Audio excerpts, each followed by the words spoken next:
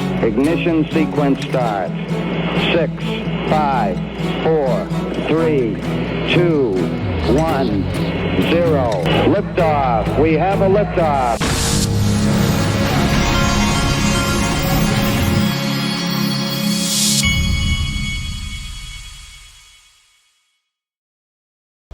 Hey everybody, this is the Digital Asset Investor and I'm behind schedule. My day was started wrong today. You know what the worst possible thing that can happen to me when I wake up in the morning? For those of you that have been here for a while, you know what it is. It's when I wake up and I'm out of coffee. Well, this morning was one of those mornings. So, there's only one thing that's worse than me waking up with no coffee.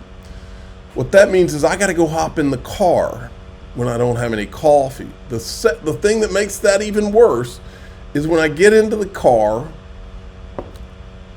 and there's no gas. So I hopped in my wife's car this morning, and yes, of course, there's no gas. So now I've got to go to the gas station. It's cold. Don't feel like it. I go to the gas station and I get gas, and then I went to get coffee. So I just had one of those false starts to a day. But you know what? I tell my 18-year-old this every day. With him and his baseball and his school and all that, no matter how bad it gets, and you should listen close, you young people out there especially, no matter how bad today is, if I've learned anything, tomorrow is always better. It's always another day. Tomorrow's always another day. Don't ever forget that. Especially if you've got like depression problems or something like that. Don't ever do anything stupid in the moment. Always get some, especially when you're tired. You're a totally different person when you're rested in the morning and you got a clear head. Always go to bed knowing that tomorrow it's going to be better. Didn't mean to get that message today, but oh well. If I can give you a good message, why not? I'm expecting XRP to bounce soon. This one caught my attention because I like it.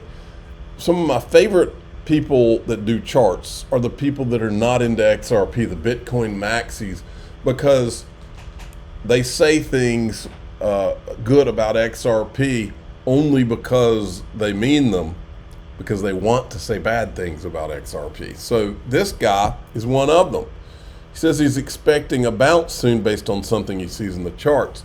And then of course his friends in the comments, oh, that's a garbage coin. But he says when XRP pumps, it pumps hard and fast, then gives it all back. It's only garbage if you're a holder. Well, I think both of those guys will be proven wrong in the long run when it comes to what XRP is as a holder, but we're talking about short run, and in the short run he sees something in the charts and he thinks something's about to happen, and I like the sound of that. I also like the sound of this. This is David Schwartz talking about the AMMs again. $1 trillion problem. Things like automated market makers are an indicator of this sort of rapid evolution and just the beginning. I think we're going to see things like ubiquitous tokenization, tokenized securities, tokenized digital rights. Just it makes sense to represent ownership or right over something as a token. All right, now that's a good little clip there. All right, Uptown Saul says the clawback amendment is 3 days from passage. When it happened, my mother is calling me now. I always get my phone calls, and for some reason I can't. I was pushing the button. For some reason, I can't, the calls always come through when I start my show, and then when I try to answer the phone call, it wouldn't. Just now when I push, you know how you push the side button on your phone, and it makes, if your phone's connected to your computer, it makes it go off. Well, it wouldn't go off. Anyway, Mom, if you're listening to this video, and by the way, I don't think I've ever told any of you this, but my mother listens to my show, and a lot of times if I haven't talked to my mother in say a week, she'll call me up and she'll say, I heard you stop talking on your show about how that you're sick or whatever. And so a lot of times she'll be listening to my show. It's kind of weird. She'll be listening to my show and find out what's going on and give me a call. Interesting stuff. When it happens, XRP will be even further differentiated than it already was. Plus, institutions and central banks will presumably be more comfortable issuing assets on the XRP ledger. Then James Phelan came out today. Magistrate Judge Netburn has granted the SEC motion to compel in its entirety. Eleanor Terrett has translated this. New SEC has won its motion to compel Ripple to produce its 2022 to 2023 financial statements, post-complaint contracts governing institutional sales of XRP, and answer questions regarding the amount of XRP institutional sales proceeds it's received. So, we'll find out more about what we're dealing with there. Now, I can't stress this enough to you folks. This iConnections conference, I think it was held in Miami. John Deaton was invited to the party, and he was on stage with Anthony Scaramucci. You've got to understand the significance of John being invited to this party down there. Mike Novogratz was there. Jared Kushner was there. There was a lot of major people there. John Deaton, or XRP people in general, were never invited to this party. Not until ETHgate, folks. Once ETHgate was exposed, it gave the whole community a lot of street cred, folks. And maybe, if I had to bet, these people probably want to be on John's good side and the XRP Army's good side more than anything. And that's probably a big part of the reason he's on that stage. But the interesting thing about it is what we knew all along. If anybody from the adults in the room, the XRP Army, ever got on those stages, they would be one of the more intellectual people on the stage, which is what I found to be true from listening. And but here's the core difference. John's a gunslinger, and that's the difference. All these other people toe lines. Not this army.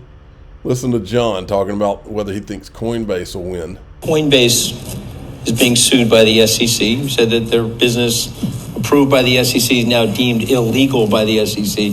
Are they going to win that case? Ultimately, they're going to win. Right now they have a motion to dismiss. And normally at this stage, a motion to dismiss, as a lawyer, I would tell you, has a 5% chance at best.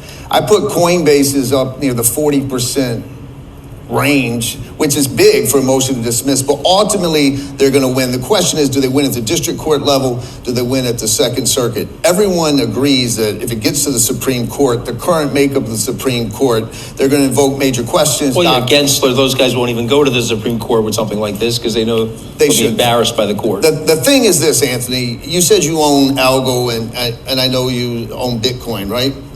You're one of 55 million Americans that own this asset class. 1 out of 4 adults owned crypto.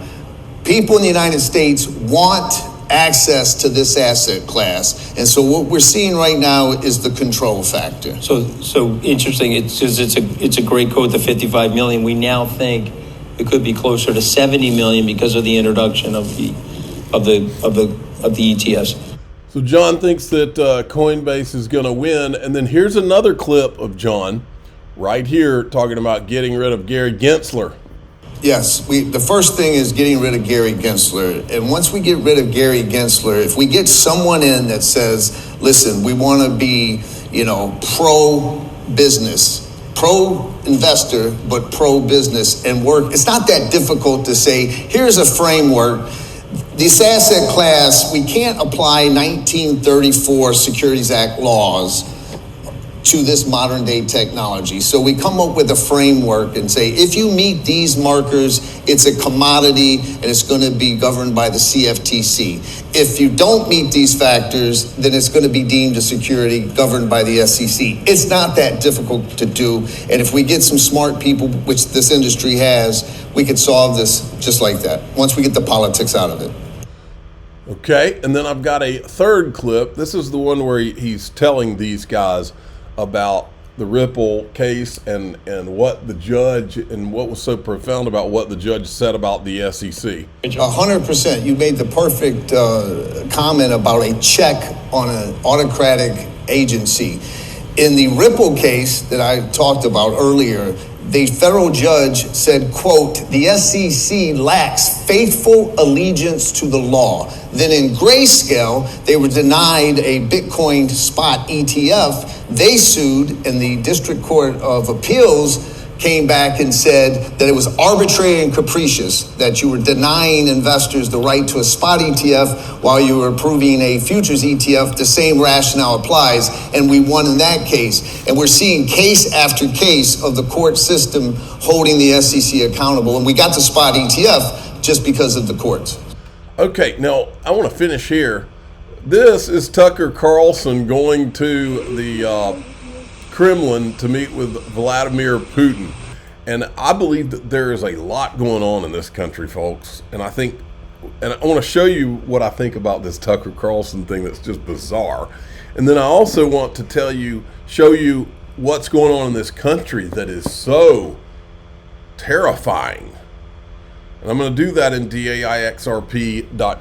I can talk about things in there that I can't talk about out here. I am the digital asset investor. I'm not an investment advisor. This is for entertainment purposes only. Please subscribe, hit the like button, tell your friends and family. You want to hear what in the United States of USSR America, what we can't talk about anymore out here? Come on into DAIXRP.com. Here we go.